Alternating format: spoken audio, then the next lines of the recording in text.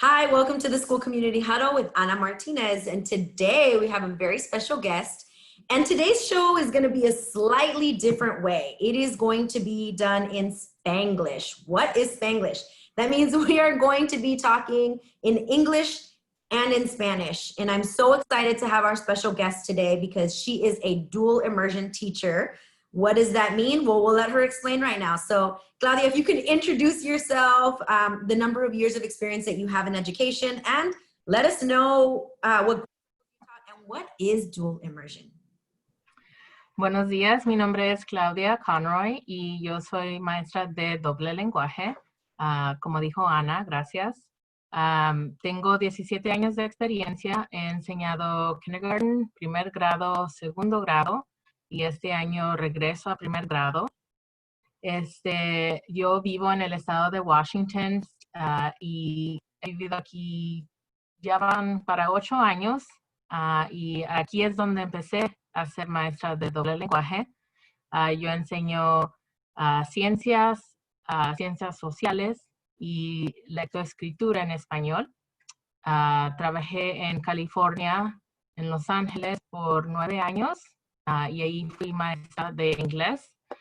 Y enseñé todas las materias o los content in English. So this is kind of my second phase in my career where now I'm a dual language teacher.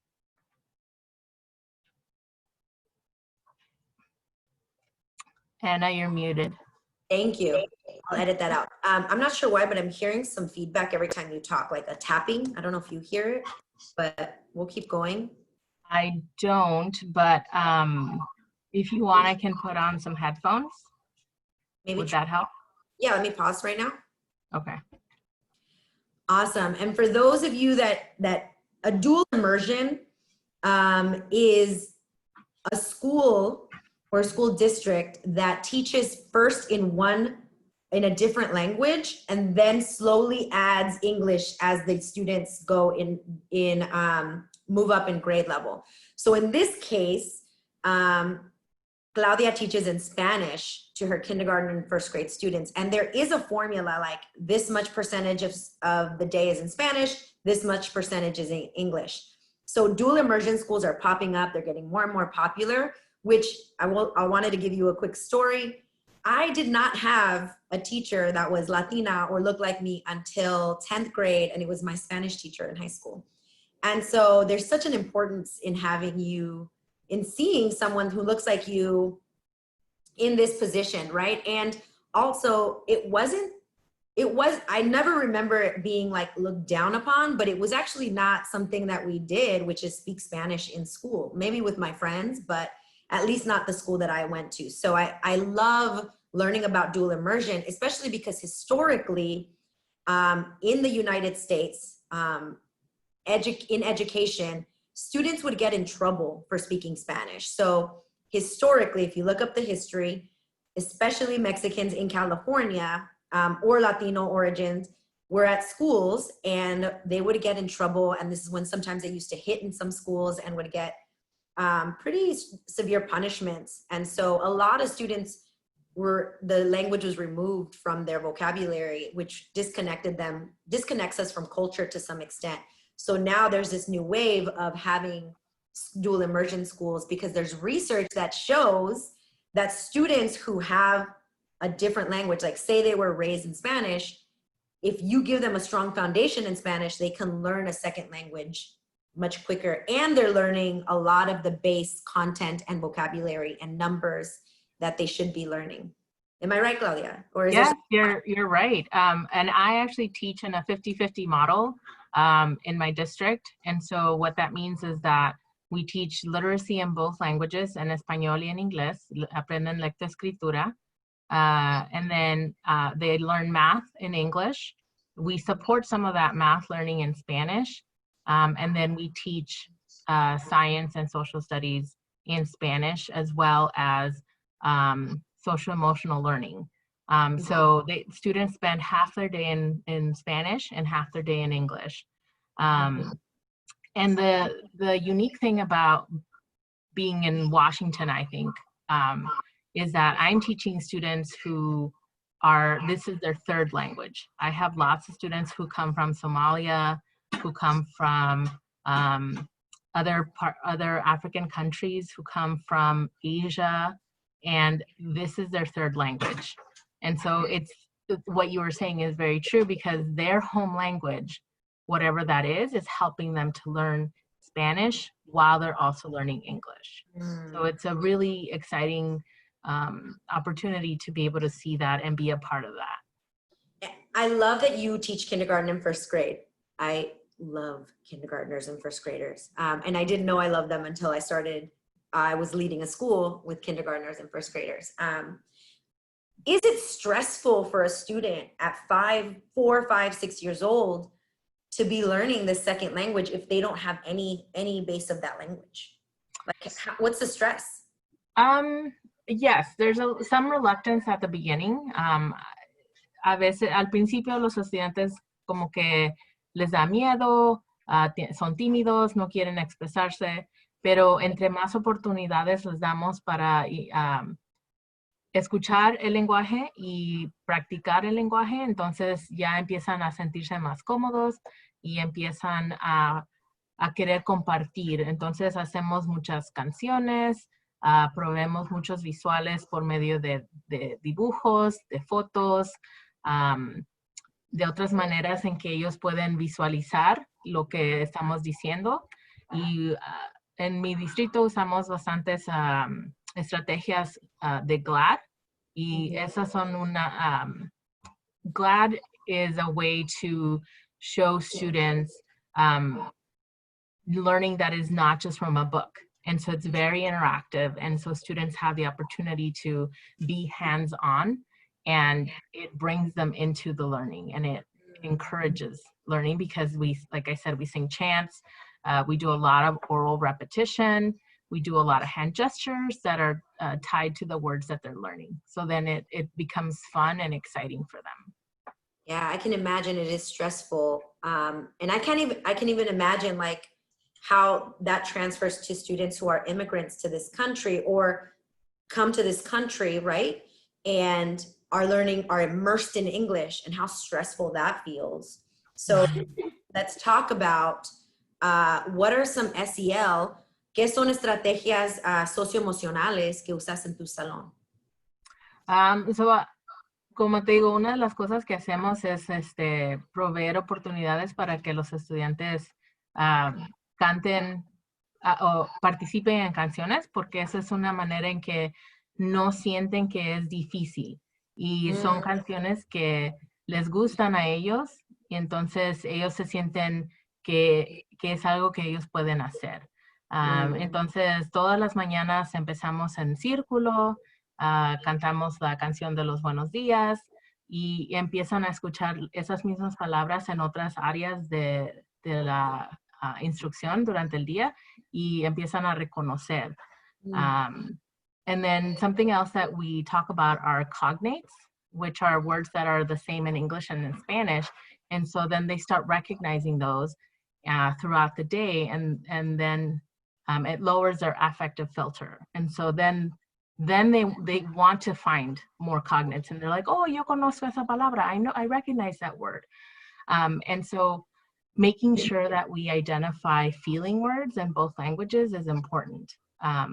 Because if they can tell you how they're feeling in either language, then they can be a part of a conversation when we talk about, when people are upset in the classroom, if something happened, me siento triste, I feel sad.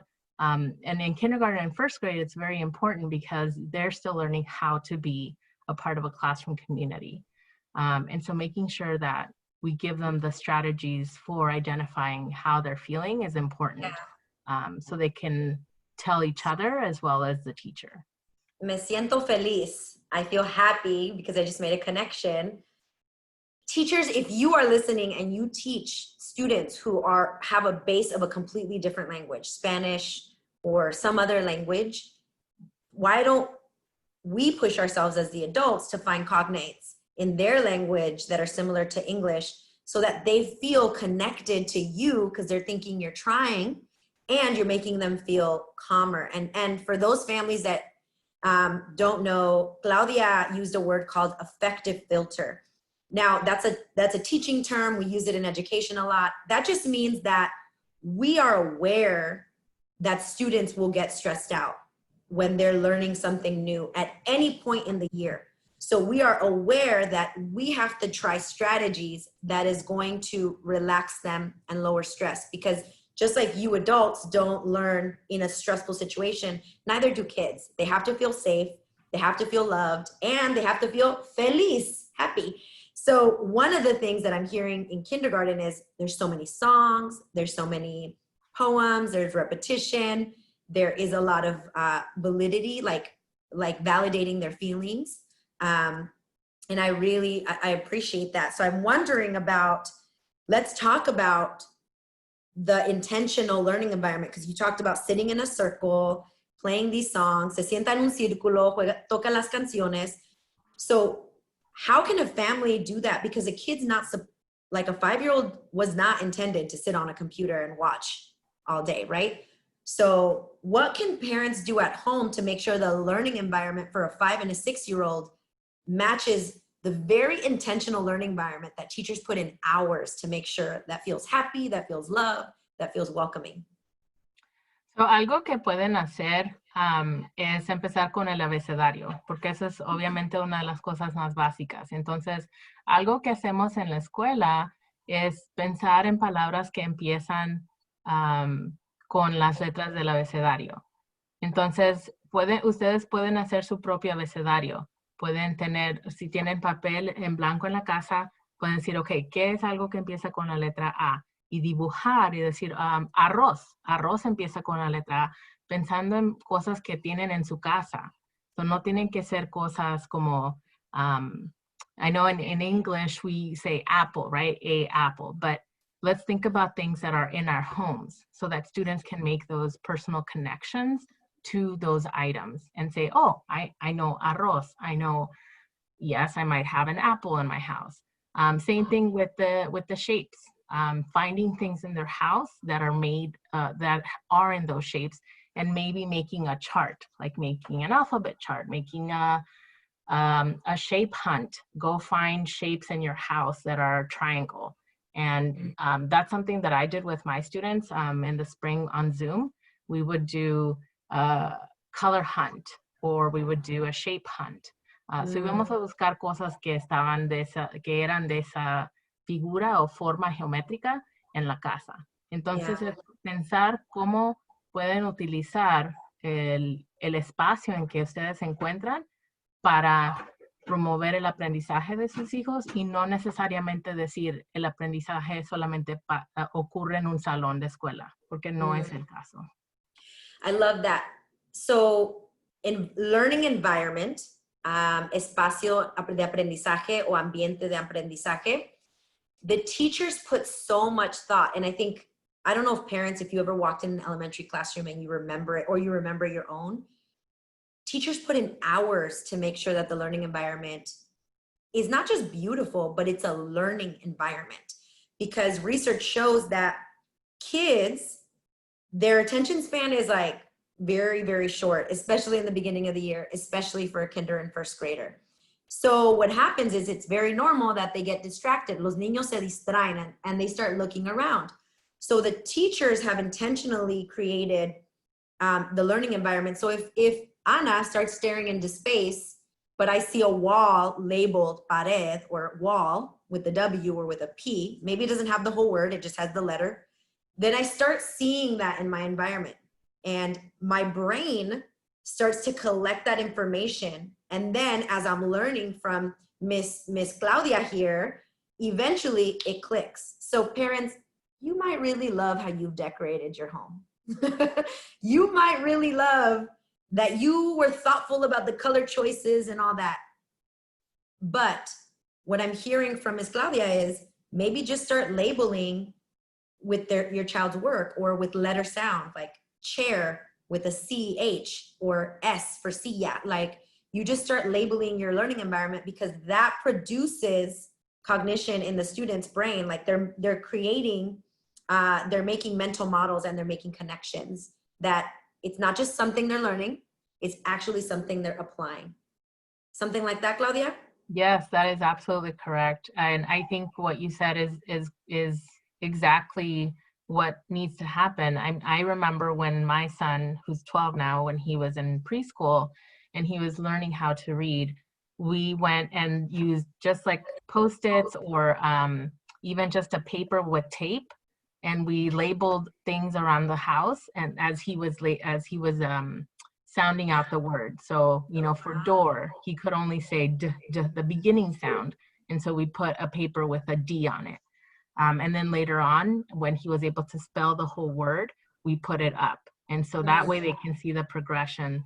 You know, al principio solo podía decir el primer sonido, d, d, y ya después aprendí a escribir la palabra door o puerta. Y si son bilingües, en cualquier lenguaje, entonces usar los dos lenguajes, así pueden ellos identificar en cualquier lenguaje. ¿Cómo se dice la palabra label? Etiquetar. Etiquetar. Sí, etiquetar partes de su casa y también traer un poco de color. Como dijiste, Ana, nosotros cuando decoramos nuestras casas lo hacemos más para adultos, ¿verdad? Entonces, usar este momento para que ellos hagan los colores, por ejemplo, un arco iris, y etiquetar los colores del arco iris y ponerlo en la pared para que ellos vean, oh, yo hice esto, esto es parte mío.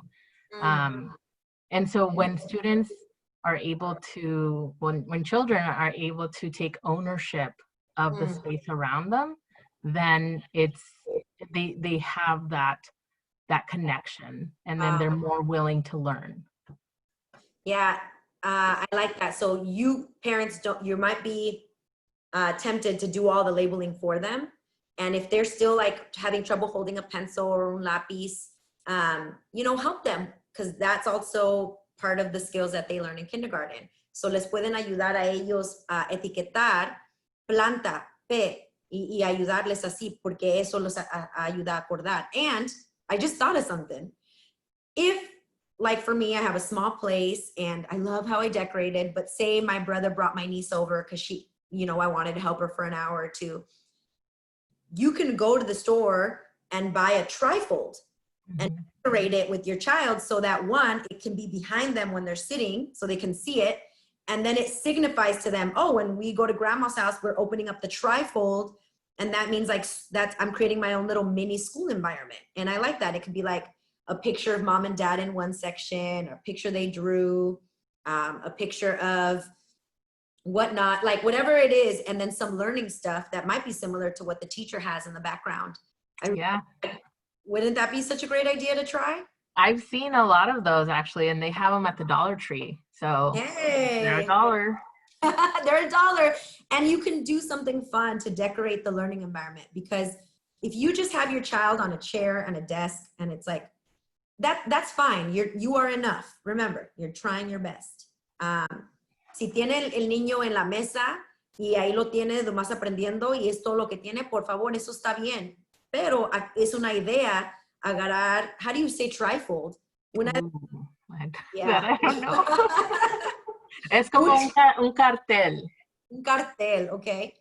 De 3 pedazos, de 3 secciones, que puede comprar en el Dollar Tree o un lugar así que venden materiales de escuela, y puede decorarlo con su hijo para que esté atrás del niño cuando está en Zoom o cuando está en salón, para que tenga fotos y otras cosas de aprendizaje, porque los niños aprenden por el ambiente también. So from their learning environment, right? So if you have a kindergartner or first grader at home, be intentional about their learning environment and putting it, I had a great coach that taught me this, putting it at their eye level. Because we always are tempted to put it at our eye level, which is higher, and the student has to look up. But it's actually, research shows that putting it at their eye level helps them. So if they're always in the living room, hey, maybe your living room is going to transform for the next few months. And just be patient during that and try it out. Let me know what you think about that. Any other tips on learning environments at home? What do you do for your kids? Claudia? Well, I definitely have to, I've been thinking about how to set up a learning environment for both of them, and they're both very different. And so having to think about what will work for my daughter will not work for my son. So pensando en qué es lo que funciona para, tomando en cuenta la personalidad de su hijo o su hija, y si ustedes les preguntan a ellos y les dicen, okay, ¿qué es algo que tú quieres? Maybe not for kinder or first grade because they might still not know. But if they're older, you can ask them, hey, what do you need? What do you think you're gonna need? And that way it's coming from them. Don't go out and try to replicate a whole classroom in your house. That's not what we're saying, but get them involved, because again, when they take ownership, then they're more willing to, they're more able to use it for themselves, instead of saying, okay, yo te voy a hacer ese espacio y aquí todo bonito y no lo van a usar porque pues no fueron parte del plan, de la planificación, no fueron parte del proceso. Entonces, asegurarse de que ellos sean parte de ese proceso también. Yeah, no, I appreciate that. And that can actually transfer from kindergarten all the way to high school. I mean, when I was in college, I decorated my dorm, I decorated my apartment. When I have an office now as an adult, like I decorated with photos and inspirational quotes. So like we learn young to do that. Yes, definitely. Tener como imágenes positivas es algo que nos ayuda también. A los niños, ellos también necesitan esos visuales que los inspira. Tal vez no sean iguales a los de los adultos, pero tener algo que ellos puedan mirar y decir, oh, eso me hace sentir feliz. Yeah. Y para los padres que dicen, pues no le puedo ayudar en inglés y la maestra está en inglés ahí hablando, no le entiendo nada, todavía pueden ayudar al estudiante en español, especialmente si está en los grados de la primaria, right? Kinder to fifth grade. La cosa es tener base de un lenguaje. Lo que pasa con los niños que están aprendiendo un segundo lenguaje, especialmente a los niños latinos, que pasa mucho, es que no les enseñamos en español y luego no tienen la base, y tampoco no le enseñamos bien en inglés, y se empiezan a caer un poco atrás en la escuela porque no entienden los dos. So, tratando de darle una base de fundación de un lenguaje. So, si usted solamente sabe un lenguaje, hable con ellos en eso. Lee libros, cuente los números. Eso les puede ayudar a los estudiantes. So what I'm saying is, like, if you only speak one language, or your caregiver only speaks one language and they're in kinder, first, second, third, I mean, research shows that if you improve the base of one language, it helps with the second language, right? So they'll eventually transfer it. Kids are geniuses, my goodness. Like from one day to the next, things click.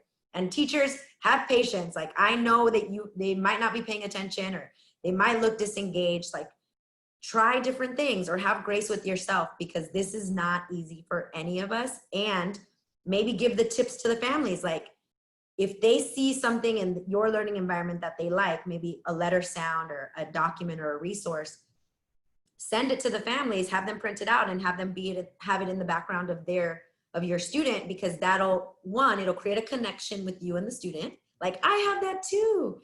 And then it begins being intentional about their learning environment at home, because I know they looked forward to your learning environment. I know they looked forward to your songs and your chants and all the fun stuff that you provided for them.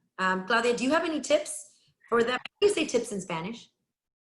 Consejos? Yeah, consejos, ideas.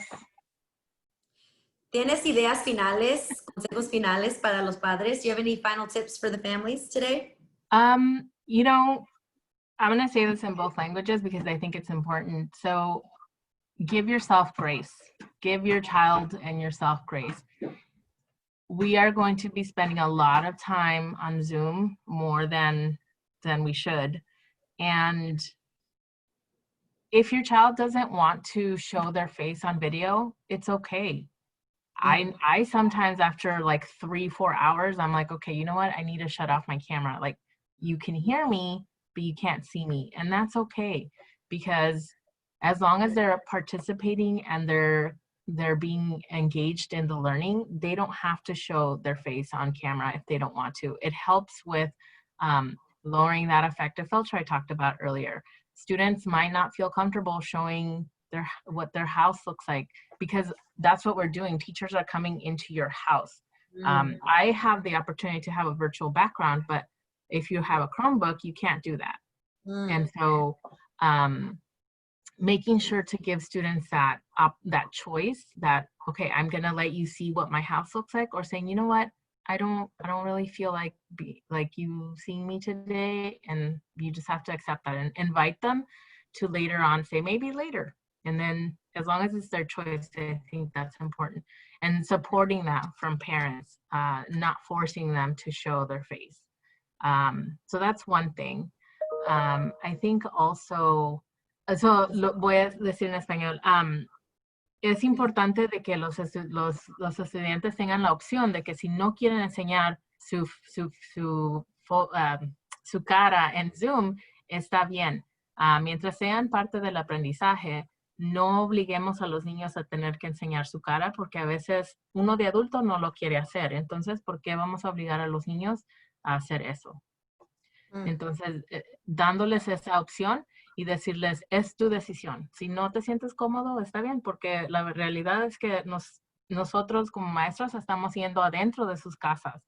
Y si tienen un Chromebook, no pueden poner una virtual background, así como tal vez los adultos. Okay, so respecting that, dándoles ese respeto. I think also making sure that you set a routine, just like if you were going to school in person. Go to bed at a certain time, you know, having maybe not like oh, at 10:30 you're going to do recess, and at 2 o'clock you're going to do homework, but just like routines that are for your family. So bedtime, what time do they get up, making sure that they get dressed. Sometimes we don't want to get dressed, and that's okay. We want to wear pajamas, and you know what? That's your choice. That's your house.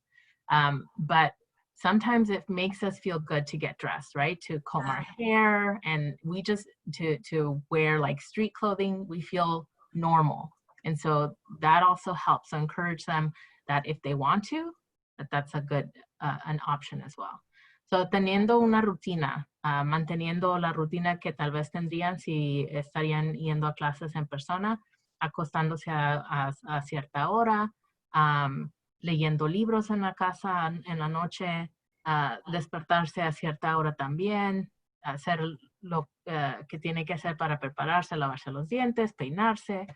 Si no se quieren poner ropa de la calle, a veces uno, pues como adulto tampoco nos cambiamos de las pijamas, nos quedamos en pijamas todo el día, pero hay otros días que es necesario vestirse para sentirse como normal, ¿verdad? Entonces, recordando de que todo esto es nuevo para todos nosotros y no traer más estrés a nuestras vidas. Yeah. So the more you can minimize stress in your life, it will be better for you and your family. Wow, that's such a great, humble reminder that we're going into these children's homes, these families' homes, and how that could feel invasive. Mm-hmm. So one is not needing to have them turn on the camera, and two, I heard a teacher say she chooses a different student and says like, who wants to show me something about their home that they really love, or something about, or someone in their home. And I really appreciate that, because that shows like it's normal. We all have differences in our home, and like there's different things, and we're going to do this, and we're going to make connections and build community, and not laugh, and respect that everybody's home is different. And that everybody's home has something that we all love. And I really appreciate that, and not pressuring them to do that. So that's such a humble reminder. And I just appreciate, Claudia, everything you're doing as a full-time mom, full-time teacher. I know you're juggling both. And so I'm wondering about just like how you're setting that up for your own children. or how you're balancing that. Yeah, that's the tough part. How to have that balance. And I think as we move into my school year won't start for another 3 weeks. I know that other school districts already started. And so I'm really trying to be intentional about how I structure the day that I can be flexible on, right? Because I do have to teach a certain amount of time. And so every district is different, but making sure that I offer my children the opportunity to take a break if they need to, and say, okay, as long as you come back, you know, if you need to go for a walk, that's okay, around the house or, you know, outside. Making sure that we try to spend as much time away from our computers when we're not in that learning mode. And that is hard because we as teachers have professional development that happens after school, right? But my district is trying to be really careful about that and making sure that any PD happens within the school hours. So I appreciate that. So tratar de mantener cierto tipo de flexibilidad con mis hijos, con mi esposo, en nuestra familia, y pensar cómo podemos darles oportunidades a ellos para que tomen un descanso, de no estar enfrente de la computadora todo el día. Yeah, we're just not wired to be on the computer this much for this many hours straight, right? We need to give ourselves breaks. So muchos descansos, breaks. That's it for now. You know, I just want to make sure that people know today we talked about SEL, how to talk to your child, how to make sure that they're okay, and how to create a learning environment so that they're learning even when they're not on the computer. And parents, if you take away one thing from today, then I did my job. I love you. Remember, you are enough. Anything you're doing is enough. And if you try just one thing, let me know how it worked. Or if you got another idea, let me know so I can share it with other families. Because you know what? We're all in this together. None of us have the answer. And we're here just to support each other and grow together through this.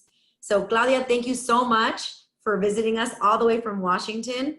And I wish you the best this year. I know that you're going to figure it out, and whatever you mess up on, you're still going to figure it out, because we're all messing up and we're all just figuring it out and having grace with ourselves first and with others. So thank you so much for being here today. Gracias, Ana, por invitarme. Muchas gracias, familias. Hasta luego.